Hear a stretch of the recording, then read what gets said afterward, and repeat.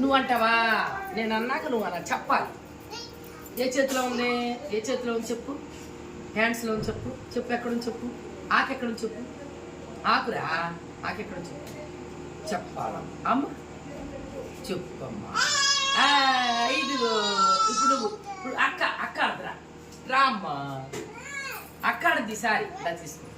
నువ్వు ఇట్లా పెట్టేసి తెప్పాలి. ఇట్లా పట్టుకు చెప్పేద్దా?